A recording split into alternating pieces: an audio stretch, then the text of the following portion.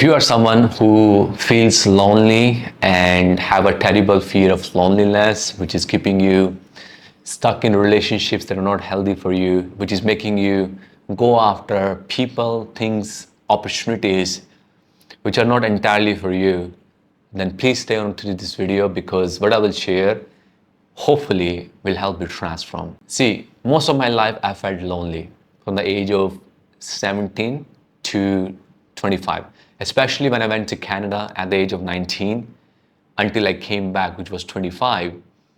It was a very difficult period because I'm born and brought up in India, which is a very cultural, strongly connected community.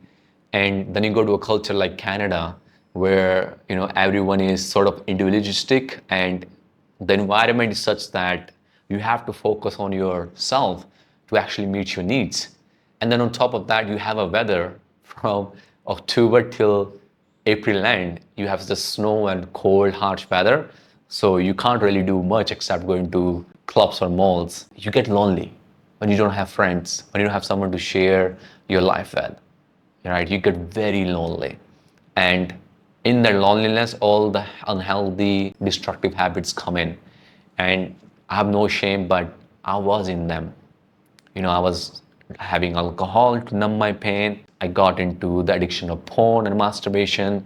And, I used to watch my phone a lot, had poor sleeping habits, poor eating habits.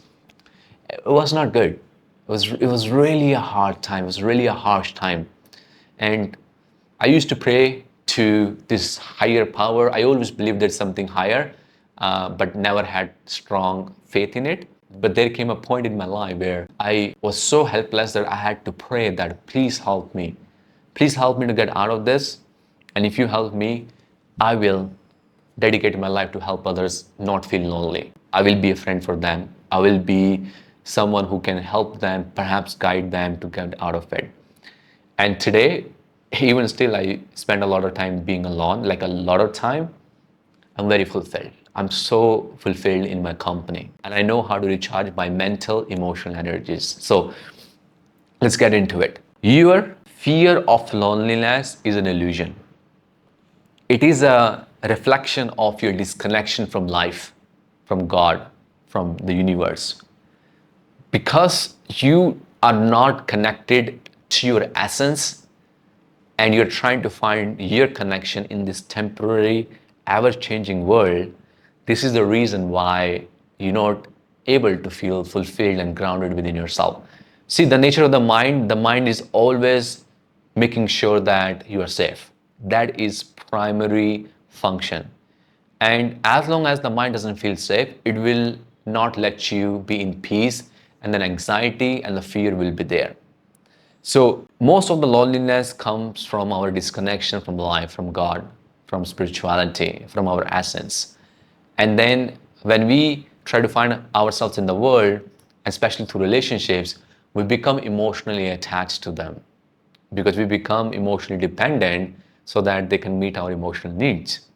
And what happens is sooner or later when those relationships expire, we go through a lot of pain and grief.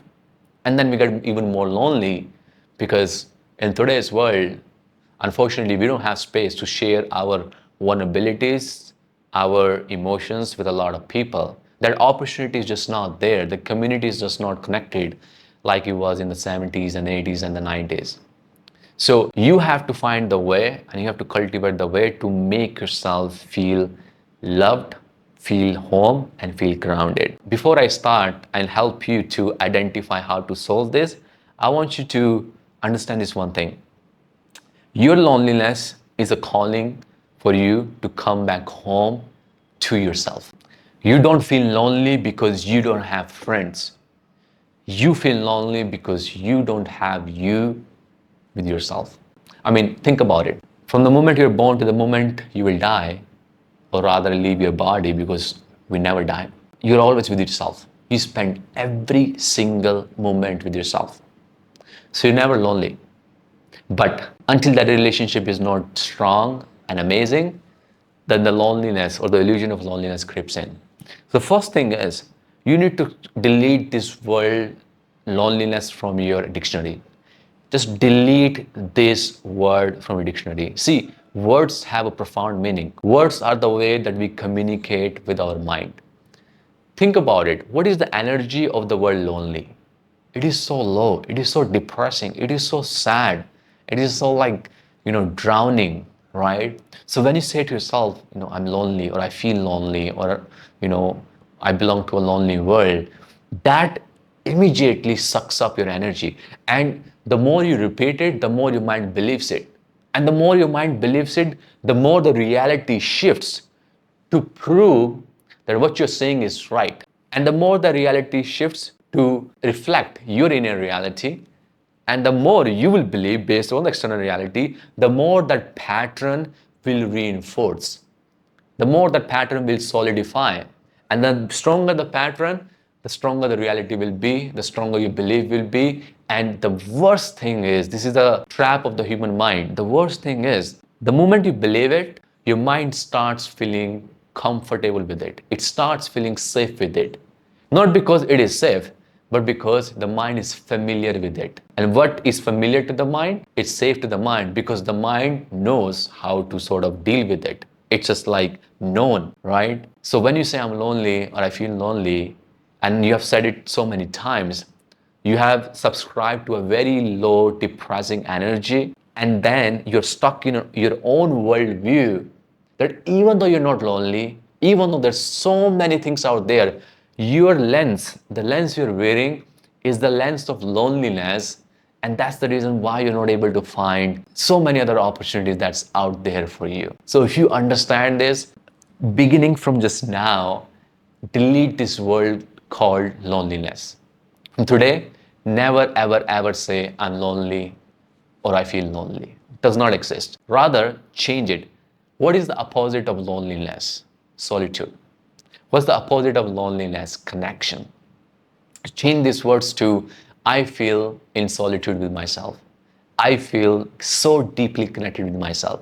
I feel at home with myself. I used to say to myself when I was in this phase that I love solitude. I embrace solitude. Solitude is my home. And that helped me to not creep into loneliness and rather be in solitude. Which brings me to the number 2, solitude. Embrace solitude. My dear friend, you are a soul on a human journey. You are a spiritual being having a human experience. You have come alone in this world. You will leave alone from this world. And all these relationships you have, mom, dad, kids, maybe friends, these are just temporary relationships that are coming your way so that you can fulfill your role, so you can pay your rent for being on earth. But they don't have a very real meaning. Like the mom you have today, she's only there with you for like 30, 40, 50 years. She was not there with you before this life, and she will not be there with you after 50 years. So she's a messenger of God to take care of you, nourish you, and do her duty for you, to pay her rent, to be on this planet Earth. And as a son, you are a messenger for her to take service from her and then pay your rent to serve her when she gets old, and then do the same when you become a parent. None of these relationships are real. The only real relationship we have is with God, is with the truth, is with the life, is with the universe. And if that relationship is not being appreciated and nourished, there's only grief. There's only grief in this world. Because when someone dies or when someone leaves us, it gives us grief. Why? Because of our emotional attachment to that person who is temporary, who is in this temporary creation. Embrace solitude. Solitude is how God will talk to you. Solitude is how universe will talk to you. You go and read about biographies of many people like Rumi, like Lao Tzu, like so many other legendary people. They spend time in solitude, either wantingly or unwantingly. And through solitude, life talked to them. And as I talked to them, they started having the meaning of life. And as life taught them, which life can only teach you through silence, through your own solitude. It cannot teach you if your mind is full of noise or if you are just busy in your temporary relationships of the world, right? When life taught them, they started living life. And then they became our guides to help us to live the life. So solitude, embrace it. Trust me, you're not lonely. You are not lonely.